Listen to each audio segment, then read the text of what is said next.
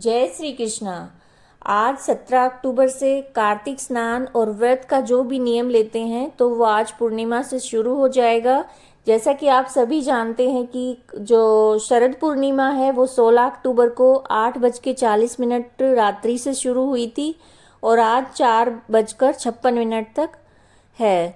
तो यानी उदया तिथि में हमें पूर्णिमा आज मिल रही है। तो कार्तिक स्नान और व्रत आज से आरंभ हो जाएंगे और जो आगे जो कार्तिक पूर्णिमा आएगी उस तक ये चलेंगे, यानी पूरा 1 महीना। तो जब आप व्रत रखते हैं और स्नान करते हैं तो इसमें कथा सुनने का भी जो नियम होता है उसका भी पालन करें। इस चैनल पर हर रोज़ जो कार्तिक से संबंधित जो कथाएं हैं वो हर रोज़ इस पर अपलोड होंगी, तो आप चैनल से जुड़े रहिएगा। और अगर आपको वीडियो पसंद आए तो लाइक कीजिएगा और चैनल को सब्सक्राइब करिएगा और ज़्यादा से ज़्यादा शेयर करिएगा। आज हम कार्तिक की जो कथा है उसका पहला अध्याय शुरू। नैमिषारण्य तीर्थ में श्री सूत जी महाराज 88,000 शौनकादिक ऋषियों से बोले, अब मैं आपके सामने कार्तिक महात्म की श्रेष्ठ कथा कहता हूँ, जिसे सुनकर मनुष्य सब प्रकार के पापों से छूटकर बैकुंठ को प्राप्त कर लेता है। सूत जी ने कहा, श्री कृष्ण जी की आज्ञा लेकर नारद जी के चले जाने पर सत्यभामा प्रसन्न होकर श्री कृष्ण से बोली, हे नाथ, मेरा जीवन सफल हो गया।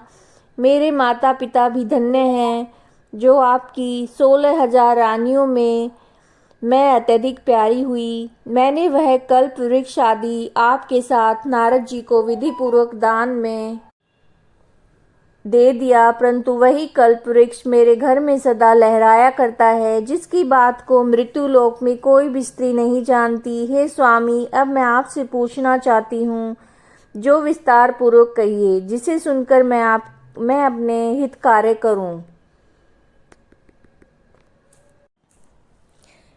जिसके करने से कल्प पर्यंत भी आप मुझसे विमुख ना हो। सूत जी कहने लगे, सत्यभामा के ऐसे वचनों को सुनकर श्री कृष्ण जी हंसते हुए सत्यभामा की बाह पकड़कर कल्प वृक्ष के नीचे गए और बोले, हे प्रिय, 16,000 स्त्रियों में मुझे तुम प्राणों के समान प्यारी हो। तुम्हारे लिए देवता और देवराज इंद्र से भी मैंने विरोध किया था।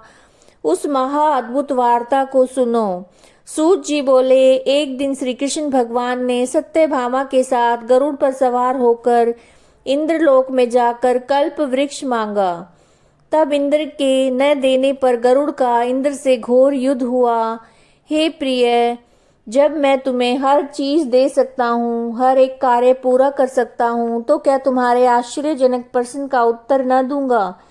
यह प्रश्न सत्यभामा बोली, हे प्रभु, पूर्व जन्म में मेरा कैसा स्वभाव था, किसकी पुत्री थी, और मैंने कौन से दान, व्रत या तप नहीं किया जिससे मुझे मृत्यु लोक में जन्म लेना पड़ा। ऐसे कौन से शुभ कर्म किए कि यहाँ आकर आपकी अर्धांगिनी हुई और आप गरुड़ पर सवार होकर मुझे साथ में लिए इंद्र आदि देवताओं के स्थानों में लिए फिरते रहते हो।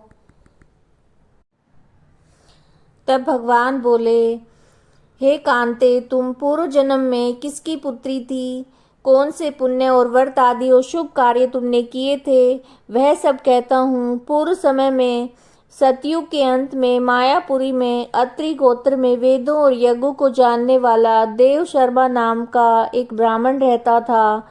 वह हर रोज अतिथियों की सेवा, हवन और सूर्य भगवान का पूजन किया करता था, इसलिए सूर्य तरह तेजस्वी था। उस ब्राह्मण के बुढ़ापे में एक गुणवती नाम की कन्या हुई, जिसका विवाह उस पुत्रहीन ब्राह्मण ने अपने चंद्र नाम के शिष्य के साथ कर दिया। वे दोनों पिता पुत्र की तरह रहने लगे। एक समय वे दोनों कुशा व समीधा लेने के लिए वन में हिमालय की तलहटी में पहुंचे तो उन्होंने एक राक्षस को अपनी ओर आते देखा, जिसके भय से उनके शरीर शिथिल हो गए, उनमें भागने की शक्ति भी नहीं रही। तब राक्षस ने दोनों को मार डाला। उनके धर्मात्मा होने के कारण मेरे पार्षद उनको बैकुंठ में ले गए, क्योंकि उन्होंने आजीवन सूर्य की पूजा की थी।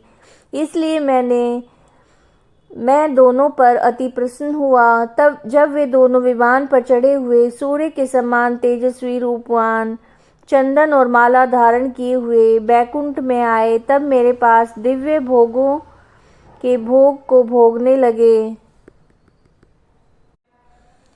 यह कार्तिक की जो कथा है उसका पहला अध्याय था। इसका दूसरा अध्याय आप कल सुनेंगे। और इसमें जो कार्तिक स्नान है, इसमें सबसे पहले उठकर तुलसी पूजन, आंवला पूजन, दीपदान, सुबह और शाम दोनों समय आपको तुलसी और आंवला इनमें आपको दिया लगाना है। और अगर आपने पथवारी बोई है तो उसमें भी दीपक लगेगा, तो और दीपक आप घी का लगाएं। अगर आपको वीडियो पसंद आई है तो लाइक कीजिएगा, सब्सक्राइब कीजिएगा। जय श्री कृष्ण।